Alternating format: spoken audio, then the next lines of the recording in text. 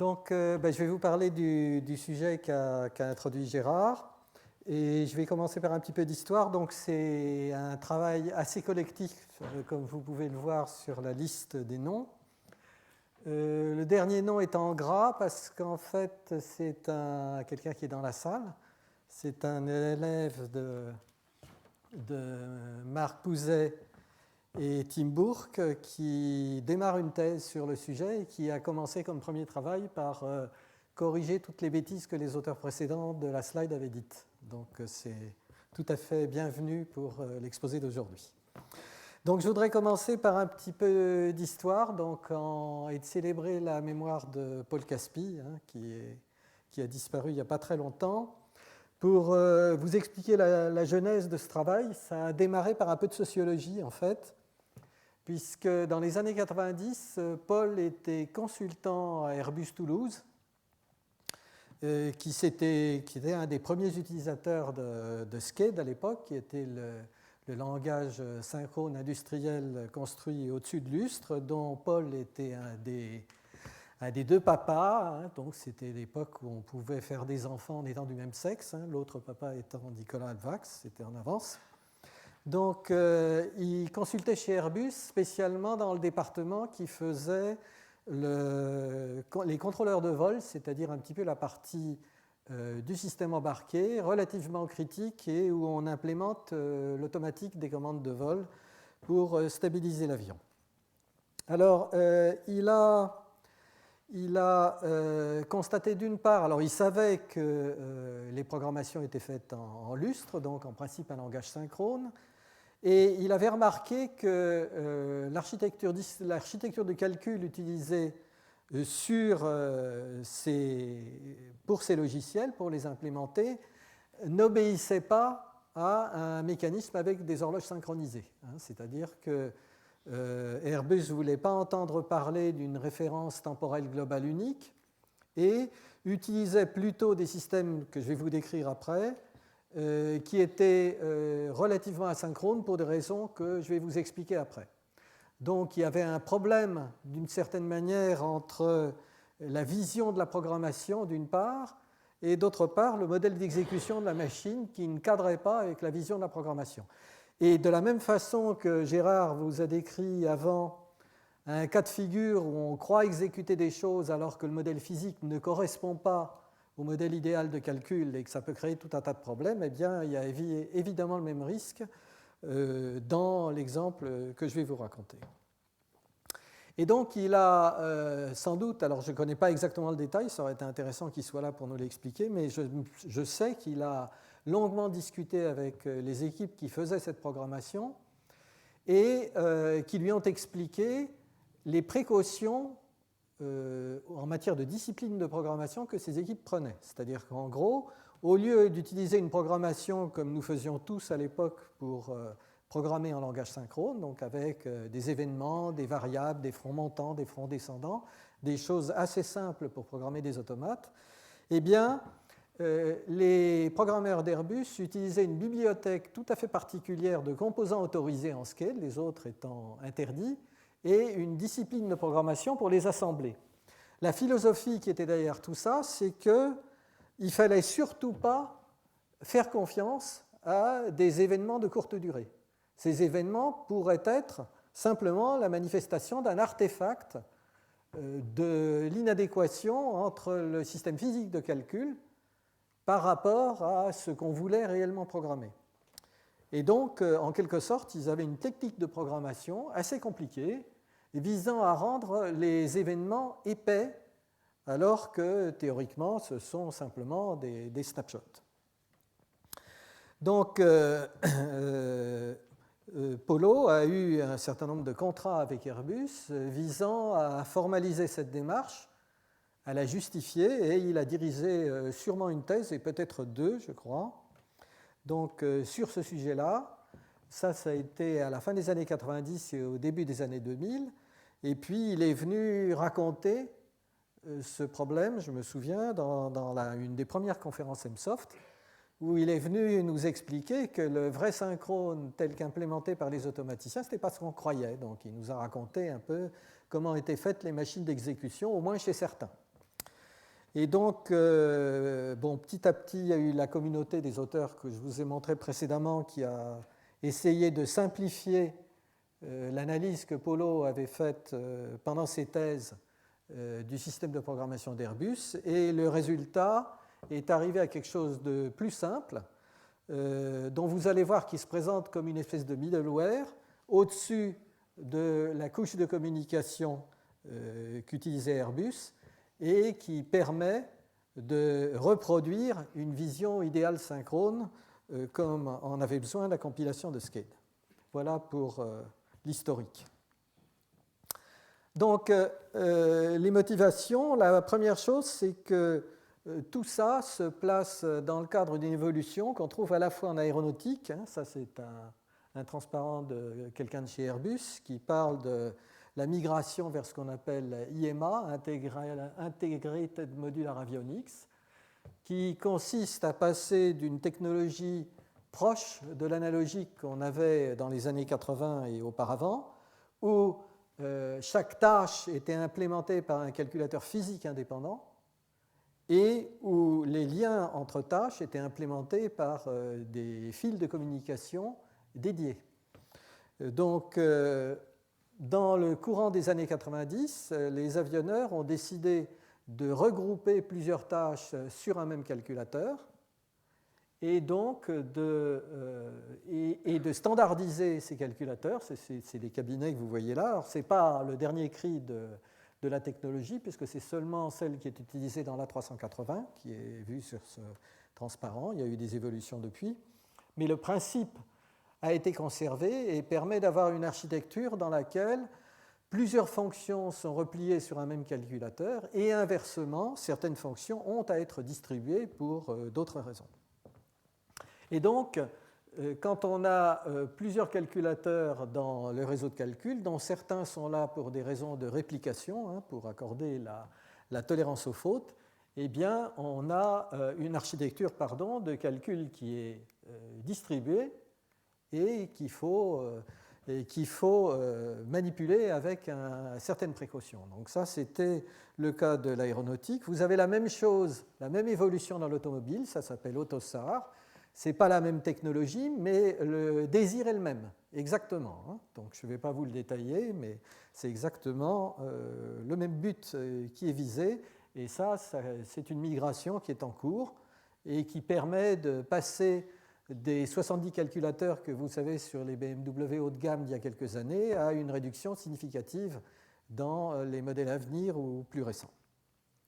Alors, autre motivation, on cherche à à développer ces systèmes et les systèmes logiciels qu'on déploie sur ces avions de plus en plus en faisant de la modélisation virtuelle, en faisant des modèles à la fois des fonctions qu'on veut déployer et de la façon dont ils sont déployés sur l'architecture de calcul et des propriétés de timing qui en résultent, éventuellement des propriétés d'énergie, ainsi de suite, parce que tout compte. Donc, vous avez ici un environnement qui a été réalisé autour de SCADE pour faire ce genre de travail et qui a été développé par Esterel Technologies, qui fait partie aujourd'hui de la société ANSYS. Et vous avez le même genre de choses, le même genre d'outillage, avec le même genre de but, des technologies différentes, qui ont été développées pour la filière AUTOSAR par Dassault Systèmes. Donc c'est le même principe. Si vous arriviez à lire dans les toutes petites lignes, là, il est question de virtual prototyping, où ils expliquent exactement ce que je vous ai dit, où on cherche à modéliser l'ensemble de manière couplée avant de le réaliser. C'est l'aspect voiture électronique artificielle, virtuelle. Donc, la possibilité de réaliser des systèmes complètement en numérique avant de les réaliser pour de bon nécessite d'avoir une vision assez claire des modèles de programmation qu'on utilise, c'est-à-dire d'avoir une vision mathématique abstraite qui permette de raisonner sur les logiciels qu'on embarque dans ces systèmes. Donc ça, c'est un travail qui a été fait, Gérard y est pour quelque chose, depuis le début des années 80, pendant une vingtaine d'années, Ce travail a été fait dans la communauté de la programmation synchrone pour les modèles de programme. Donc là, j'ai cité les deux modèles de programmation qui sont importants et qui vont nous occuper aujourd'hui. Le modèle de programmation synchrone sur lequel je reviendrai et ce qu'on appelle les réseaux de Kahn, dont on parlera un petit peu également dans la suite. Peut-être que Gérard a déjà parlé de ça dans son cours. Donc, et ce qui va m'occuper aujourd'hui, c'est le même genre de travail, mais non pas pour les programmes qu'on écrit, mais pour les architectures sur lesquelles on les occupe, sur lesquelles on les déploie.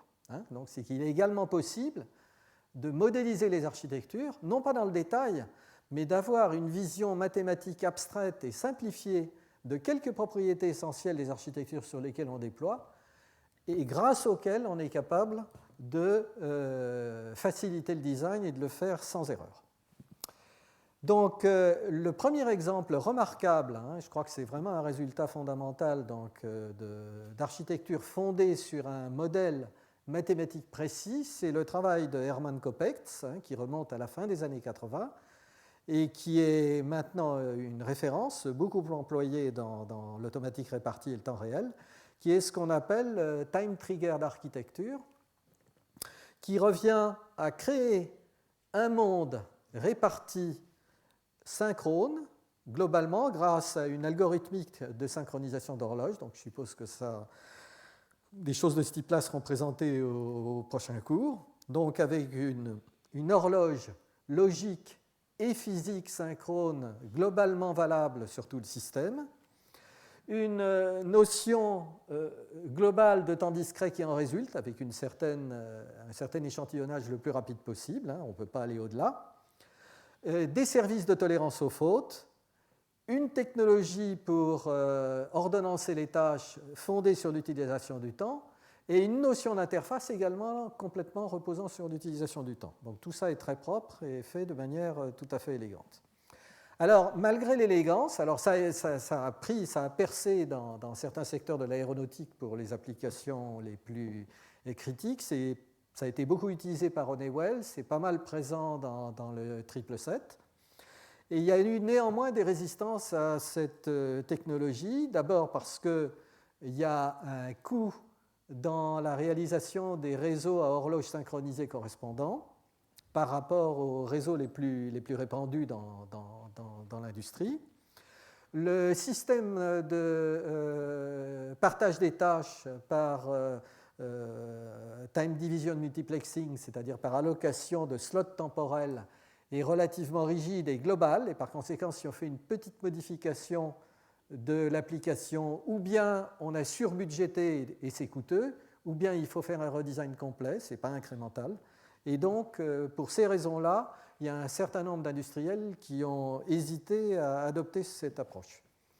Alors, un cas typique où cette approche est relativement inadaptée, c'est le cas du système de programmation de contrôle réparti d'un système ferroviaire, avec les signaux qui transitent par les rails ou par radio, et où là, évidemment, le prix pour réaliser une synchronisation d'horloge globale peut être jugé inapproprié. Et dans ce qui est effectivement utilisé dans ce type d'infrastructure, c'est une pratique qui est tout à fait naturelle quand on voit les choses comme ça, c'est-à-dire que grosso modo, chaque opérateur, chaque calculateur embarqué échantillonne l'endroit où ces signaux arrivent à l'horloge qui lui est propre, dont il est maître, sans se préoccuper de ce que font les autres, et il lit ce qui passe au moment où ça passe. Et donc, vous avez un système qui est globalement asynchrone, avec un système maître qui s'occupe de la communication, qui a sa logique propre et qui a sa périodicité propre, qui s'occupe de transférer les signaux à son rythme, et les calculateurs qui lisent. Donc tout ça n'étant pas synchronisé. Donc néanmoins, il faut arriver à utiliser ce type d'infrastructure. Bon, là je vous montre encore une fois le transparent d'Airbus qui précise bien que dans la FDX, vous avez un système de transmission qui est fondé sur un paradigme non synchronisé. Alors, ça, c'est un transparent de la société TTTech, donc, qui est la société qui a été fondée par Hermann Koppetz, qui a démarré de manière idéologique en ne vendant que de la technologie TTA, qui a par la suite mis de l'eau dans son vin. Et là, vous avez un produit qui est un produit hybride qui permet de faire des solutions Ethernet asynchrone au-dessus d'une couche strictement TTA, de faire cohabiter les deux mécanismes de communication de manière propre. Donc c'est un joli travail, mais donc qui montre qu'il y a effectivement besoin de faire cohabiter les deux types de modèles d'infrastructures réparties pour l'automatique temps réel. Donc on a vu que quand on ne peut pas avoir d'infrastructure de type TTA, et par exemple, je vous ai donné des exemples, le cas très très réparti, le cas où la communication est radio, et il y en a d'autres, mais on veut néanmoins avoir un temps global logique cohérent, alors probablement, et si possible aussi avec un contrôle du temps physique, de l'aspect physique des horloges associées, eh bien, il faut quand même faire du travail, et donc c'est ça, cette idée des architectures mollement synchrones, je suppose qu'il faut dire en français. Donc la première chose que je voudrais faire, on va passer graduellement de la vision de la programmation synchrone à une vision compatible avec cette architecture de calcul. Première étape, des modèles synchrones à ce qu'on appelle les réseaux de Kahn, et je vais plutôt, comme ce n'est pas les réseaux de Kahn dans toute leur généralité, je vais plutôt prendre une sous-famille qui sont une race particulière de réseaux de Petri que je vais vous présenter maintenant. Donc en haut, ici, vous avez le modèle de deux calculateurs qui font un travail assez stupide. Donc ils ont un cycle d'horloge. Alors il y a une horloge globale à tout le système, et à chaque tic d'horloge, il y a une lecture des signaux d'entrée, une production de signaux de sortie, l'autre fait la même chose en même temps, et de façon à ce qu'il n'y ait pas de court-circuit, les résultats sont bufferisés un coup dans les fils. Et donc, chacun travaille sur les valeurs calculées au coup précédent par l'autre. Et donc, tout ça fonctionne. Et en bas, vous avez une vision en réseau de Petri, ce qu'on appelle les réseaux de Petri sauf, de la même chose. Alors, vous avez ici alors que je suppose que tout le monde ne connaît pas comment fonctionne, je ne crois pas qu'il y ait d'animation là, on en verra tout à l'heure. Le principe du réseau de Petri, c'est quelque chose qui permet de décrire les actions du calculateur 1 ici, du calculateur 2 ici. Donc le calculateur 1 effectue une action de lecture de ces entrées, par exemple d'une entrée externe et de l'entrée qui viendrait de l'autre calculateur ici. Une fois qu'il les a lues, il a acquis les données en mémoire et il peut effectuer l'étape de calcul qui est ici. Alors la place est vide, il n'est pas en train de calculer. Là, il a la possibilité de lire. Quand il aura lu, il aura pris les informations qu'il a en entrée, il aura mis le jeton ici, ce qui veut dire « je suis en train de calculer », et à partir de là, il sera prêt à écrire et à pousser les jetons, ainsi de suite. Là, pour l'instant, vous voyez qu'on est dans la situation où les données résident dans les deux mémoires, c'est-à-dire sur les fils, les jetons sont à cet endroit-là. Pour l'instant, je ne parle pas de ce qui se passe ici, des parties en pointillés. Et donc, vous avez ici un modèle tout à fait simple, dont on peut étudier les propriétés, on va s'en servir amplement après, qui permet de caractériser de manière abstraite le fonctionnement de cette machine de calcul. Voilà.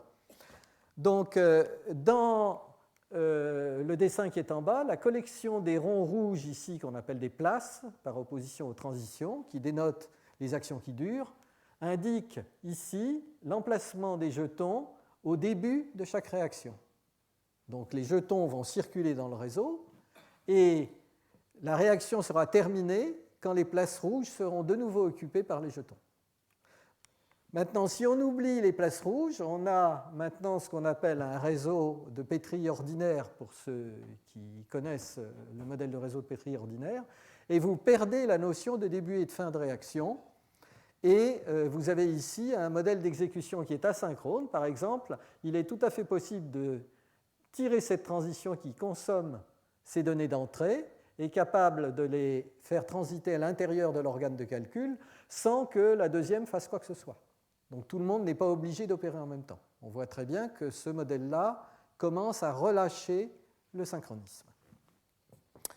Donc le raisonnement que je vous ai fait là vous explique, et il y a une façon systématique de faire ça et propre, d'avoir cette abstraction simple de l'exécution d'un programme synchrone déjà assez largement désynchronisé. Alors, ce raisonnement marche quand tout le monde effectue les calculs à chaque tic d'horloge, ce qui n'est pas le cas pour la plupart des applications, c'est-à-dire la plupart des applications sont dites multi-horloges. Donc je vais peut-être regagner un peu de temps en passant l'explication de ce qui se passe dans ce cas-là, qui n'est pas le centre de mon exposé aujourd'hui, et j'en viens à l'étape suivante. Une fois qu'on a déjà obtenu cette vision simplifiée de l'exécution d'un programme synchrone, des visions partiellement désynchronisées, on va pouvoir regarder un peu ce que sont les architectures dont je vous ai parlé tout au début de l'exposé. Premièrement, le mode de communication. Donc, c'est ce qu'on appelle la communication par échantillonnage, qui est le point de vue traditionnel de l'automaticien, qui est très proche de l'analogique, en quelque sorte, où vous avez un médium de communication qui consiste en, idéalement, un fil par variable partagée entre les systèmes. Vous avez ici un fil qui permet de transiter les valeurs de x, un autre pour y, un autre pour z. Donc il n'y a pas de multiplexage dans le modèle idéal, on ne s'occupe pas de ça. Et chacun des fils ici, qu'est-ce qu'il fait? Quand il en a envie, il lit le contenu de ses buffers d'entrée, il prend un coup tranquillement, ou deux coups, ou trois coups, selon comme il est fait, de sa propre horloge pour expédier les données à l'autre extrémité, et c'est tout ce qu'il fait. Et il fait ça à chaque pas. Il ne se préoccupe pas de savoir s'il a eu des nouvelles valeurs ou pas, il ne s'occupe pas de ce que font les autres, il fait juste ce boulot, il est maître, il ne s'occupe pas des autres. Ici, vous avez un calculateur qui fait exactement la même chose. Il écrit et il lit de ses buffers de communication avec ce système avec le réseau. Il a des buffers de communication ici en interface, et il lit et il écrit dedans, selon sa propre horloge, à sa propre période, sans se préoccuper de ce que font les autres. Voilà. Donc ça, c'est ce qu'on appelle la communication par échantillonnage.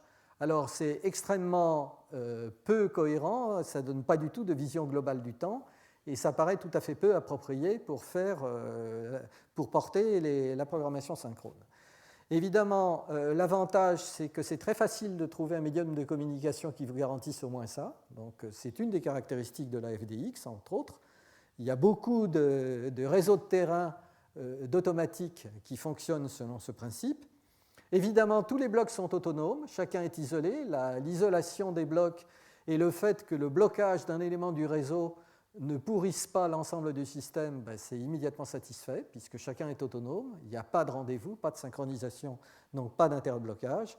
Évidemment, il y a tout un tas d'autres artefacts qu'il va falloir qu'on étudie. Premier artefact, évidemment, comme les horloges ne sont pas à la même vitesse, il est possible que dans les tics de lecture là, qui sont marqués en rouge, eh bien, on ait lu deux fois la même donnée qui a été déposée en bleu, parce qu'on a lu un peu vite. Vice-versa, il est possible qu'on ait deux fois déposé des données alors qu'aucune lecture n'a été vue. Donc on peut évidemment avoir à la fois des pertes et des publications. Bon, ça on peut dire à la limite, il suffirait qu'on échantillonne plus vite pour qu'on ne perde rien et que les informations significatives soient passées beaucoup plus lentement.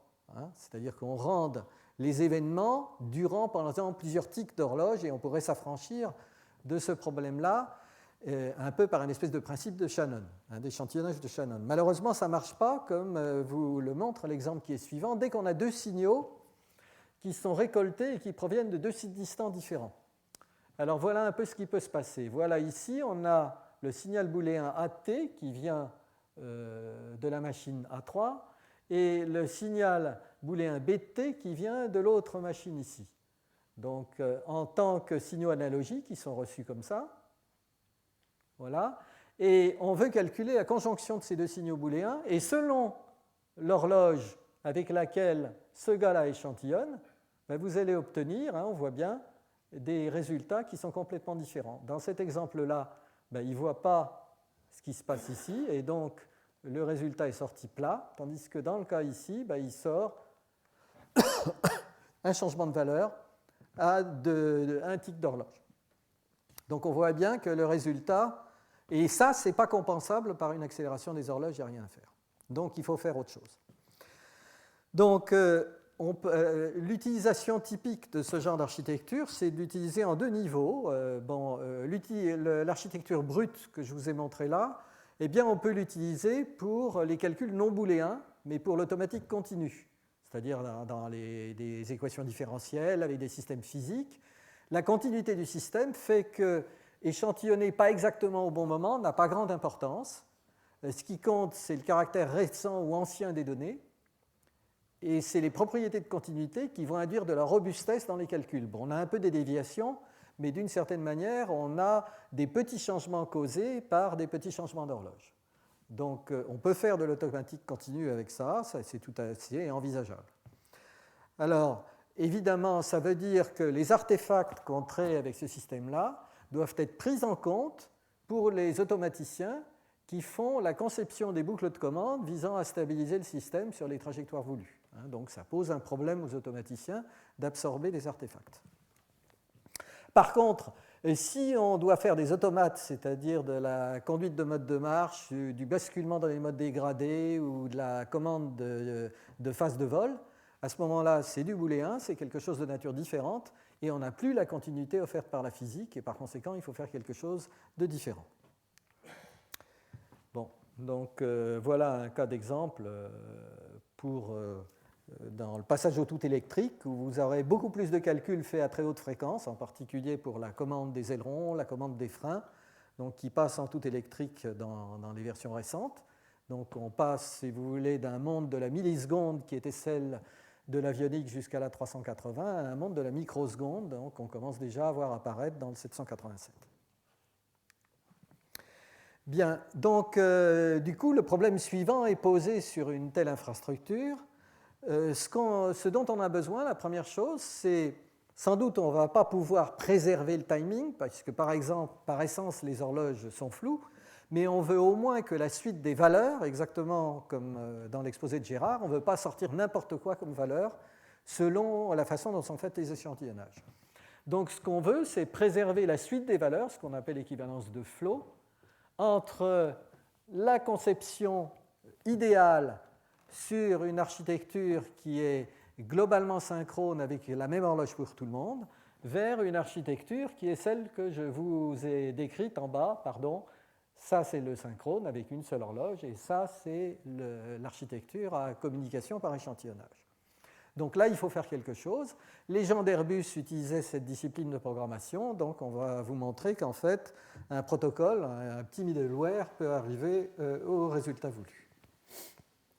Et il y a deux technologies qui permettent de faire ça. Il y en a une qui est en fait un import à peine modifié des circuits élastiques. Je crois qu'il y a eu un exposé sur les circuits élastiques par Cortadella l'an dernier. Donc vous allez revoir une présentation, peut-être pas la même, des circuits élastiques.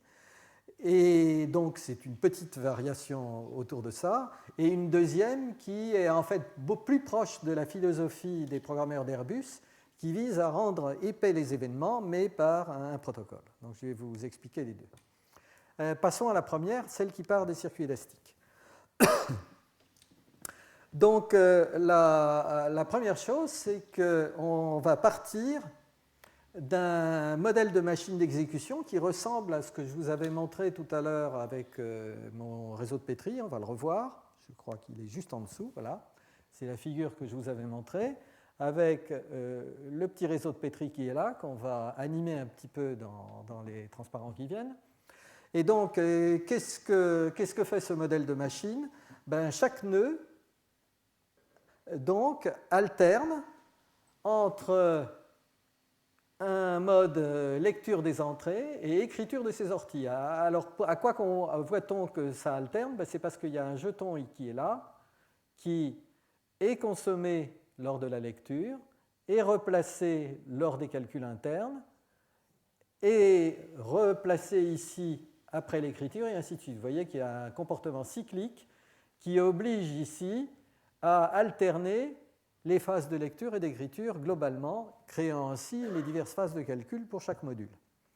Vous avez ici le réseau lui-même qui a un comportement similaire et qui a en cours de transfert, donc pour la phase de comportement décrite ici, une donnée qui est représentée par ce jeton et le comportement analogue pour l'autre module de calcul et la deuxième file de communication dans l'autre sens. Alors, donc, regardons comment on va modéliser donc, notre architecture, ce qu'on appelle donc dans ce cas-là un circuit élastique. Eh bien, on dispose d'un modèle de nœud, donc le nœud I, il est simplement représenté par ce petit bout de réseau. Donc ici, il est en train d'attendre une donnée en entrée. Et puis, il ne fait rien pour l'instant, il est en repos, idle. Ici, vous avez le fil de communication qui va d'une J qui écrit au nœud I, donc il écrit dans le fil qui va d'une J au nœud I, donc ce qui est les données qui transitent entre les deux nœuds. Et en ce moment, il y a une donnée qui se trouve sur le canal. Il y a alors le modèle du réseau, il est simple. Il suffit de vous donner la liste des nœuds et la liste des fils de communication entre nœuds I et J. Donc vous avez la topologie de l'architecture de communication et le modèle de complet est obtenu par ce qu'on appelle le produit des réseaux de Petri, qui est simplement le graphe du même type obtenu en superposant les transitions, les petits rectangles qui sont là, étiquetés par le même symbole. Donc si vous avez un WI ici, il va se coller au fil, j'ai pas de chance, ah voilà, c'est ça, c'est le RI qu'il faut coller ici. Vous voyez que c'est la lecture qui est associée au nœud I, et ici vous avez l'extrémité du canal de communication qui est écrit à l'entrée du nœud I. Donc les deux sont collés, et comme ça vous fabriquez un graphe de plus en plus grand qui ressemble au réseau de Petri que je vous ai montré tout à l'heure. Donc cette opération-là, c'est défini formellement comme un produit avec toutes les bonnes propriétés. Et c'est notre modèle en réseau de Petri, sauf ce qu'on appelle, c'est une catégorie de réseau de Petri qui a au plus un jeton dans chaque place. Et le voici ici, et on va l'animer un peu. Donc ici, je choisis d'exécuter la lecture des données par le premier processeur, je l'ai mis en rouge. Donc, ce travail a été effectué là. Vous voyez que le jeton qui était ici, donc qui a été lu, a été consommé par la lecture et a été propulsé dans l'organe de calcul qui peut maintenant travailler avec ces données d'entrée, faire son calcul, c'est ce qui est montré maintenant. Et maintenant, on a effectué indépendamment, parce que vous voyez que l'autre transition qui était ici, le deuxième organe, aurait pu tout aussi bien faire la même chose en même temps. Là, je vous le montre en séparé. Et donc, cette machine fonctionne comme ça et alterne de manière non synchronisée, autrement que par la circulation des jetons. Il n'y a pas d'horloge dans ce modèle d'exécution. Il y a juste des jetons qui circulent, qui disent tu peux y aller, tu peux y aller, tu peux y aller, comme les témoins exactement dans une course de relais. C'est le même principe. Et évidemment, comme dans une course de relais, si quelqu'un fait tomber le témoin, l'équipe est disqualifiée. C'est le problème que vous voyez là. S'il y a un nœud qui tombe en rade, eh bien, la circulation des jetons s'arrête et c'est l'ensemble de la machine qui s'en trouve bloqué. Parce que, évidemment, un système de calcul sur un avion ne saurait accepter. Donc, c'est pour ça que ce genre de modèle d'architecture n'est pas utilisé tel quel dans les systèmes embarqués critiques. Cependant, il n'y a pas besoin d'une grande modification pour les rendre acceptables. Donc, je repars de la même idée et j'ajoute juste un petit truc qui est un mécanisme d'échappement, c'est-à-dire qu'un nœud a le droit de ne pas attendre ces données d'entrée au-delà d'un certain timeout. C'est-à-dire il attend pendant un certain temps. Ah, le type est en retard, bon ben tant pis, je me débrouille avec les informations que j'ai, je fais avec. Donc voilà comment on modélise ça. Donc le canal, lui, est inchangé.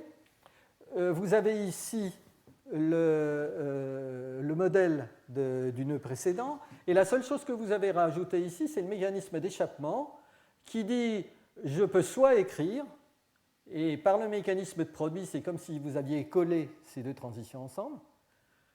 Et simplement, pour pouvoir écrire, il faut que ce gars-là, il ait eu la donnée là. Ben, si elle n'était pas arrivée et que le temps a passé, ben, il ne peut pas faire ce travail-là. L'écriture ne peut pas être faite parce qu'il n'a pas sa donnée d'entrée, il est coincé. Mais ça ne fait rien, il peut quand même faire autre chose. Il a le droit de lire. Ah non, excusez-moi, c'est plutôt sur... oui, c'est ça. Si c'était la lecture qui était bloquée parce que le réseau ne fonctionnait pas, eh bien, il peut néanmoins échapper et faire passer un tour d'horloge pendant lequel il peut activer d'autres tâches, faire d'autres calculs qui ne nécessitent pas les données dont cette tâche-là avait besoin. Donc ça n'est pas l'ensemble du système qui est bloqué, mais il va travailler éventuellement, puisque c'est un mécanisme de lecture des données résidentes sur le réseau, il va utiliser des données plus anciennes et faire le travail au lieu d'avoir les données actualisées. Donc pour certains cas, par exemple, si c'était de l'automatique avec des données qui varient graduellement, pendant un certain temps, ça reste acceptable. Donc, voilà le résultat, c'est la transformation du réseau qu'on obtient en mettant cette jolie petite fleur avec l'échappement. Même chose sur l'autre. Et donc, avec ce modèle-là, les nœuds du réseau ne bloquent plus.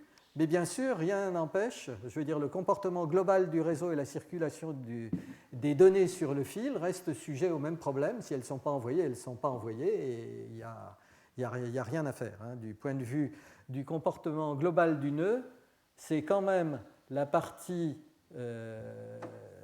la plus importante qui est là, qui est prédominante. Donc, en l'absence des pannes, on a un comportement logique de type périodique. Il n'y a aucune hypothèse sur les horloges, c'est-à-dire que la vitesse importe peu. Par contre, évidemment, comme chacun attend le témoin équivalent des autres, eh bien, on va travailler à la vitesse du plus lent. Et alors, le point qui est intéressant, c'est que grâce au mécanisme d'échappatoire, eh bien, les nœuds ne sont pas gelés par un défaut de transmission à travers le canal. Donc on a préservé un petit peu l'autonomie des nœuds, et c'est évidemment un point qui était important pour ces applications en aéronautique. Bon, ceci étant, les communications, alors les nœuds sont résistants, mais les communications ne sont pas résistantes à une panne. Évidemment, il n'y a pas de miracle. Si on ne transmet pas la donnée, on ne la transmet pas. Bon, alors maintenant, pour faire mieux que le système précédent qu'on va vous montrer, on va utiliser un petit peu plus d'hypothèses, on va commencer à utiliser un petit peu le temps. Et donc, la question, c'est est-ce qu'il est possible d'assurer un peu de robustesse contre des nœuds qui tombent en panne en silence, qu'on appelle fail-stop, et de le faire à la fois pour l'activation et pour les communications. C'est-à-dire on ne voudrait pas bloquer les communications non plus. Alors, je vais vous montrer comment on peut faire ça, mais par contre, on va avoir besoin de plus d'hypothèses et on va se servir du temps de la manière suivante. Alors, le modèle qu'on prend, là, il est un peu curieux. Donc, c'est un modèle qui est purement communication par échantillonnage. C'est-à-dire que, grosso modo, ce qu'on dit là, la conjonction de ces deux réseaux dit que le nœud I, il lit ses données d'entrée quand il en a envie, il ne se préoccupe pas de quoi que ce soit d'autre. Donc, il est connecté à rien. Il n'y a pas de coordination au point de vue du contrôle entre la lecture du fil entre J et I et l'écriture qui a été faite. Donc, vous avez deux réseaux qui sont indépendants. Bon, on peut avoir des modèles faits un peu différents, mais celui-là, d'une certaine manière, est l'abstraction la plus simple de ce type de comportement. Donc évidemment, on voit bien qu'on n'a aucun mécanisme de synchronisation entre les deux. Apparemment, ça va faire n'importe quoi. Et par contre, alors ça c'est à comparer avec le réseau, le modèle de communication qu'on avait avant, qui est celui des réseaux à rétropression. Donc les réseaux élastiques ont une communication comme ça, donc qui oblige à déposer une donnée une seule à cause de la place en retour qui empêche de poser deux jetons. Et donc ici, on a complètement perdu cette synchronisation-là. Donc comment est-ce qu'on va faire la resynchronisation malgré cette perte de mécanisme par témoin, par passage de témoin? Eh bien, ce qu'on cherche à viser, c'est un protocole qui va permettre globalement sur l'ensemble de l'architecture, ce qui est assez violent, je vous parlerai, on fera un bémol là-dessus ultérieurement, on va recréer globalement un mode de communication synchrone au niveau de l'architecture globale, c'est-à-dire une alternance des phases globales d'écriture et des phases globales de lecture des données, de façon à ce que globalement ce soit cohérent, comme si vous aviez une base de données répartie qui verrouille alternativement les lectures et les écritures, ce qui est assez coûteux évidemment. Donc comment on fait ça avec des mécanismes aussi peu synchronisés au point de vue fil de communication que ce qu'on voit là? Eh bien le principe va être le suivant. Puisqu'on n'a plus de moyens d'attendre un jeton, on n'attend plus de témoin. Il n'y a plus personne pour vous passer le témoin, donc on va décider que l'attente, on va la faire en étant patient, donc on attend un certain temps. Donc là, évidemment, on va avoir besoin d'hypothèses sur les écarts entre horloges dans les différents nœuds. Si les montres ne sont pas trop différentes, eh bien on sait que si moi j'attends 5 minutes, peut-être que le voisin il aura 4 minutes et demie ou 5 minutes et demie, mais pas beaucoup plus. Et donc, si j'attends assez longtemps, il est probable qu'il ait eu le temps de faire son boulot et de m'envoyer ce dont j'avais besoin. Donc, on va attendre d'être patient. Maintenant, si tout le monde attend, d'une certaine manière, on n'a pas fait avancer le Schmidt-Blick parce qu'on se comporte périodiquement suivant, je ne sais pas, ce qu'on croit être le retard des autres, mais comme on n'a aucune vraie idée, on a sa propre montre, les temps vont diverger malgré tout. Donc, il faut quand même un mécanisme de resynchronisation. Alors, le mécanisme de resynchronisation, au lieu d'être opérant sur le ralentissement comme on l'avait dans les circuits élastiques, il va opérer sur l'accélération.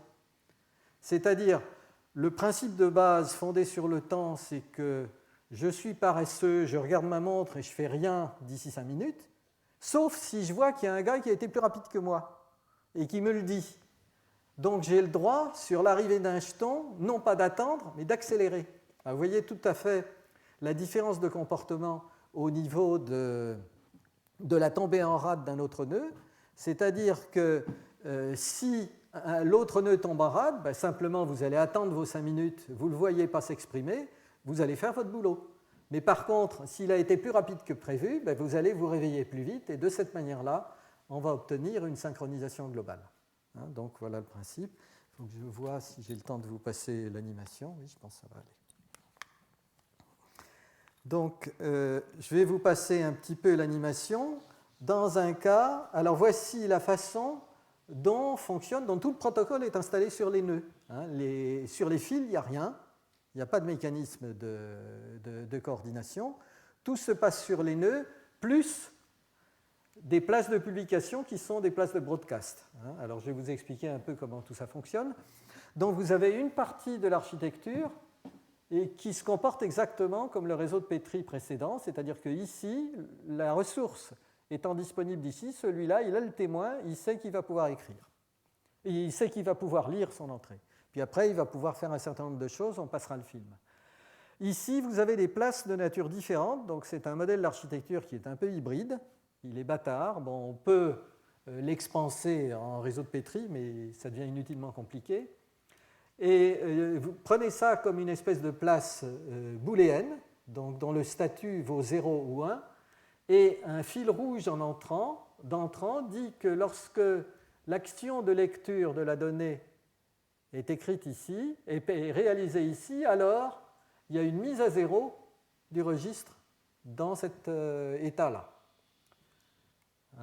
Et inversement ici, quand cette opération est faite ici, il y a une mise à 1 du registre dans cet état-là, et on verra à quoi ça sert. Vous voyez que le point qui est important, tout ça c'était les écritures, ce qui est important, c'est que le contenu de ce registre-là, il va avoir un effet, vous voyez qu'il a une flèche entrante, c'est-à-dire qu'il joue un rôle dans l'autorisation d'effectuer cette action-là, et il joue un rôle dans l'autorisation d'effectuer cette action-là. Donc on va voir lequel, et c'est le film que je vais vous dérouler. Donc voilà un petit peu comment ça se présente. Alors allons-y. Donc on va voir le cas d'un nœud dont l'horloge est plutôt plus rapide que celle des autres. Donc ce nœud étant rapide, bon, pour l'instant, la première chose qu'il fait, c'est qu'il lit, et par conséquent, il a pris le jeton qui était là, il l'a posé ici, et il a mis l'état de cette place ici à 0. Hein, donc il n'y a pas de... Là, il y a le fait que c'est vide, ça indique que l'état est 0. Donc maintenant qu'on est là, on a la place ici, ben, il y a deux cas de figure. Vous voyez qu'il y a un branchement ici, donc je peux soit choisir de réaliser cette opération, prendre la ressource, hein, on peut faire qu'une des deux parce qu'il n'y a qu'un jeton. Soit je passe le témoin à ce copain-là, soit je le passe à l'autre. Il faut que je choisisse. Donc ici, le problème, c'est que cette opération-là, pour être réalisée, elle est gardée par le fait qu'il y ait une ressource booléenne à vrai ici dans cet état-là. C'est ce qu'indique le fil indiqué par un 1 ici. C'est une condition. Cette condition n'est pas satisfaite ici. Donc il est impossible de réaliser cette opération-là. Il est impossible de réaliser celle-ci puisque le 1, la condition d'avoir un état 1 n'est pas satisfaite. Donc tout ce qu'on peut faire, c'est faire ce travail-là. Alors qu'est-ce que ça traduit là? Ça traduit le fait que personne n'avait déclaré avoir fait ces publications avant moi. Donc, puisque personne n'a dit qu'il avait publié ces valeurs ailleurs, je peux continuer à laisser passer un peu de temps. Donc, vous voyez, j'ai passé un nouveau tic d'horloge. Là, je fais ça. À chaque coup d'horloge, je fais avancer mon jeton. Je suis là. Par conséquent, maintenant, il n'y a plus rien qui m'empêche de publier ma valeur. Et là, je dis aux autres, « Hé les gars, j'ai publié ». Et les autres, ils regardent. Donc ça, je dis ça à tous les autres nœuds. Et les autres, voyant ma publication, vont dire « Ah merde, il a été plus rapide que moi, il faut que je me dépêche. » Et on va voir ce qui se passe quand les autres ont été plus rapides. Donc voilà, alors on tire le dernier point. Alors ce qui peut se passer entre-temps, c'est que peut-être qu'il y a un autre gars qui croyait être plus rapide que les autres, même s'il n'était pas plus rapide que moi, hein, mais avec les délais, il peut ne pas m'avoir vu avant de prendre sa décision de publier, et bien l'autre, il a publié aussi.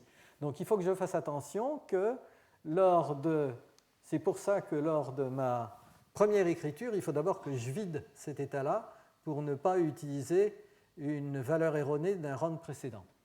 Bon, le deuxième cas, c'est je suis plus lent que les autres. C'est-à-dire il y en a un qui a publié avant moi, donc c'est vraiment pendant la ronde qu'on est en train de faire, que quelqu'un était plus rapide et a posé une donnée à cet endroit-là. Du coup, je peux réaliser plus en avance, je n'ai pas besoin d'attendre un tic d'horloge de plus, je peux me dépêcher un peu plus pour faire moi ma publication. Je la fais, et ainsi de suite. Vous voyez? Donc on a de cette manière-là accéléré, fait la publication soit en 2 coups d'horloge si les autres ont été plus lents que moi, soit en un coup d'horloge si quelqu'un d'autre a été plus rapide. Hein, donc voilà un peu le principe de ce protocole. Donc si vous voulez voir à quoi ressemble cette architecture dans un cas plus général, eh bien on fait une coupure ici, on écarte les morceaux, on éclate et on obtient quelque chose dans lequel apparaissent 2 paramètres qui sont le nombre de tics d'horloge que j'attends avant de lire une fois que j'ai fait ma publication. Donc là, c'est non contrôlé, il faut que je patiente. Hein, c'est le ralentissement. Et puis le mécanisme que je vous ai décrit là, j'attends, puis hop, quand je vois quelqu'un d'autre qui publie, je me dépêche. Donc voilà comment ça se passe. Et vous avez ici les places avec les indications qu'il faut pour les gardes, qui sont des places de type automate, avec des états booléens qui permettent de traiter la publication d'ensemble. Donc vous voyez que pour que ceci marche, ça suppose que y ait un mécanisme de broadcast qui existe, c'est-à-dire que chaque nœud voit les publications des autres pour certains types d'architectures, et en particulier pour les architectures qui intéressaient Airbus, ce type de condition est satisfait. Donc, par contre, contrairement au cas précédent, alors dans le cas précédent, c'est-à-dire les réseaux élastiques, aucune hypothèse temporelle pour assurer la correction de l'exécution. Ici, on a besoin d'hypothèses temporelles, évidemment, puisque le ralentissement est contrôlé par le temps. Il n'y a rien sans peine. Donc là, on a besoin d'hypothèses pour les horloges. Donc, il y a un temps d'attente entre deux tics qui est borné supérieurement et inférieurement, et il y a une borne donc, sur les délais de propagation également qui est utilisée. Et les choix des paramètres PIQ dépendent de ces bornes. Donc il y a des meilleurs choix, on a intérêt à les prendre les plus petits possibles, parce que évidemment, plus vous les rallongez, plus vous réduisez le débit d'information utile par rapport au tic d'horloge. Voilà. Donc, performance de ces architectures. Donc, point de départ, le circuit élastique. Alors, le circuit élastique, c'est un grand classique, hein, c'est les graphes d'événements, ce qu'on appelle, c'est-à-dire que c'est des réseaux de Petri de ce type-là, dans lesquels vous n'avez jamais deux flèches qui sortent d'une même place. Donc, ce qu'on appelle, c'est qu'il n'y a pas de choix. Le chemin suivi par les jetons est toujours le même, répliqué de manière périodique. Donc, avec la synchronisation exercée par le passage de témoins. Et il y a toute une théorie que je ne veux pas vous développer là, qui consiste à regarder les temps passés dans chacun des cycles de ce réseau-là et de regarder le ratio entre le nombre de jetons qu'il y a dans chacun de ces circuits et le temps passé pour effectuer le tour du circuit. Et pour l'exemple du circuit élastique que je vous montre là, enfin c'est de manière générique pour ce genre d'architecture, ça vous donne cette quantité-là pour le débit, c'est-à-dire vous avez un ratio en inverse du maximum, de 2 fois le maximum entre la période du calculateur, la période du nœud, et le délai de transmission. Si par-dessus ça, vous mettez le petit mécanisme d'échappement, un petit raisonnement montre que ça revient à considérer un circuit élastique dans lequel le délai de propagation est plus long. Parce que non seulement il faut propager, mais en plus, on a peut-être échappé un coup avant de lire la donnée. Donc en fait, le délai est remplacé par cette quantité-là, et donc c'est les mêmes formules. Alors maintenant, comme on a d'un côté Tmax et de l'autre côté Tomax plus Tmax, le plus grand on le connaît, et le résultat il est là. Donc c'est tout simple, les calculs se font très simplement. Alors celui-là est plus compliqué à étudier, donc je vous donne ici les formules optimales en fonction des paramètres caractéristiques donc, du réseau, donc les formules pour PIQ, et lorsqu'on a choisi les PIQ les plus petits, eh bien, il y a une formule qui est celle-ci, pour vous donner le pire débit qui peut arriver. Hein, c'est les pires débits. Donc, un peu d'étude de quelques situations typiques. Donc, pour le circuit élastique, pour le circuit à échappement, c'est toujours ça la formule, elle est toujours simple, autrement elle est assez compliquée. Il y a deux cas de figure intéressants pour le time-based, pour le LTTA basé sur le temps. Il y a le cas d'un système compact, c'est-à-dire dans ce cas, le retard et la gigue sont petits par rapport à la période de l'horloge. Et dans ce cas-là, vous avez une perte de performance entre le circuit élastique et le système fondé sur le temps qui est trop prudent. Par contre, pour un système distant, très distribué, dans lequel vous avez les rapports inverses, c'est-à-dire ce qui domine, c'est le retard. À ce moment-là, vous avez une performance, évidemment, qui est inférieure ou égale, mais qui est avec un écart négligeable entre les deux. Donc, on a le même ordre de grandeur de performance entre les deux architectures.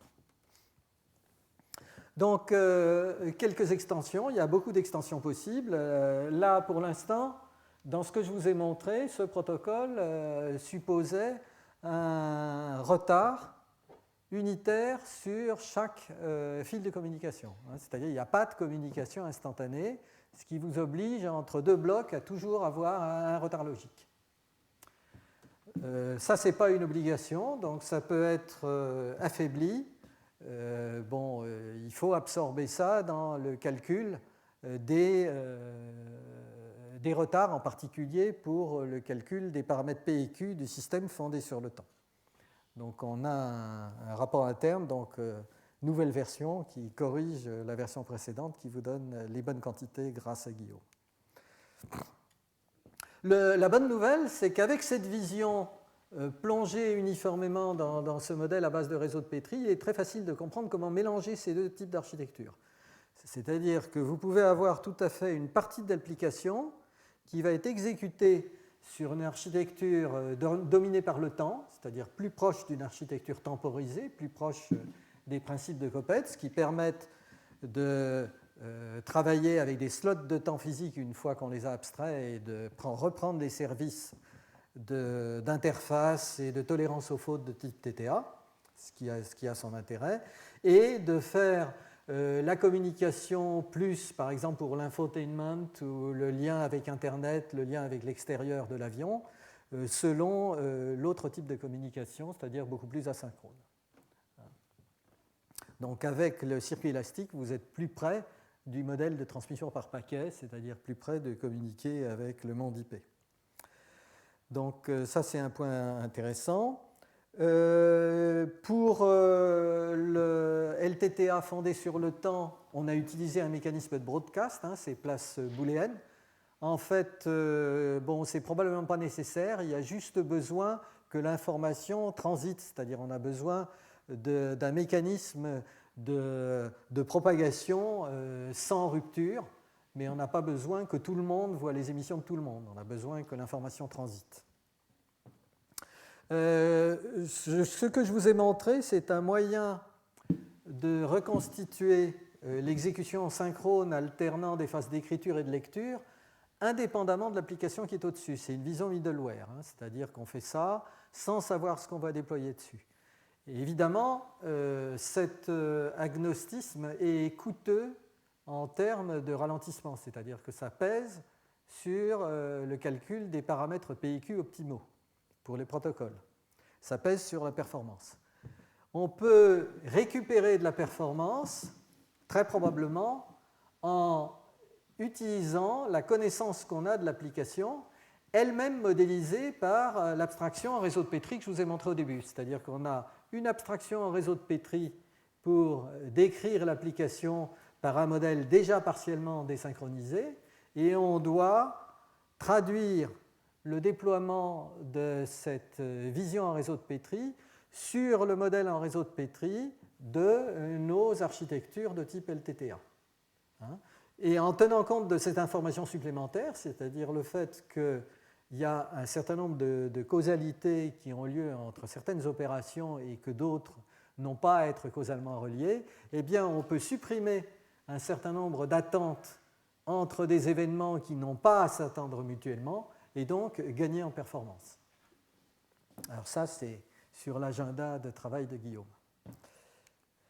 Donc, en guise de conclusion, donc ce que je vous ai montré, c'est comment, sans avoir de protocole au niveau hardware, on peut affaiblir TTA dans un TTA en quelque sorte purement logiciel au niveau mécanisme, par un middleware purement logiciel, qui travaille sur une base de communication par échantillonnage, donc avec du temps et aucune synchronisation.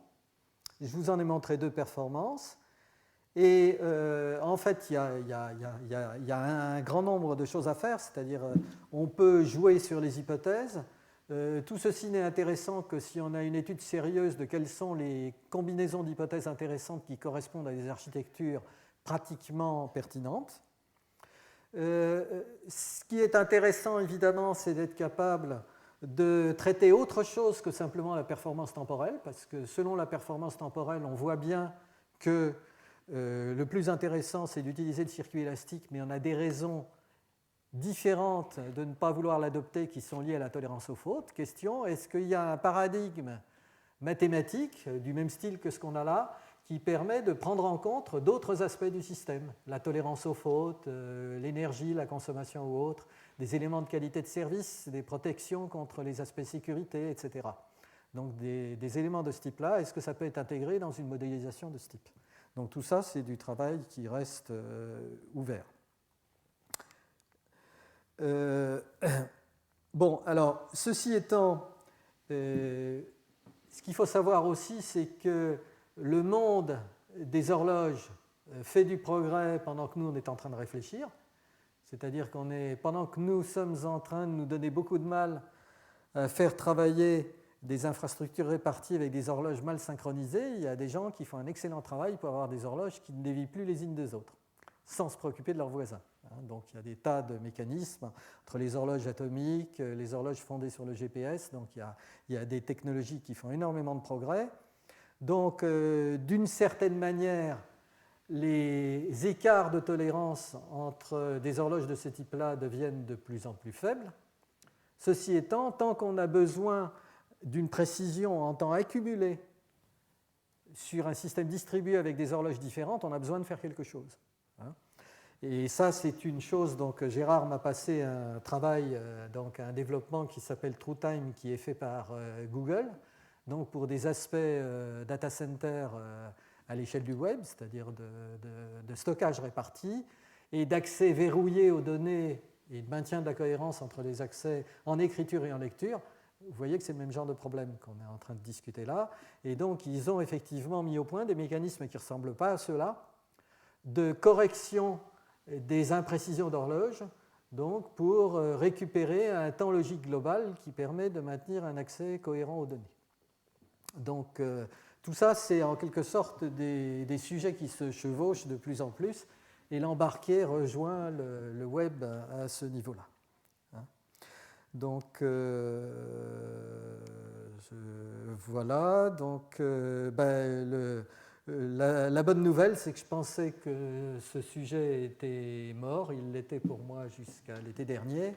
Et donc, je suis content de savoir que Guillaume reprend le flambeau. Et puis finalement, c'est une bonne idée parce qu'effectivement, cette ouverture de continuum entre l'embarqué et l'échelle du web sur ces problèmes de modèles d'architecture distribuée avec cohérence logique des données, c'est probablement quelque chose qui va être tout à fait, enfin qui est de plus en plus, qui restera d'actualité à toutes les échelles. Voilà.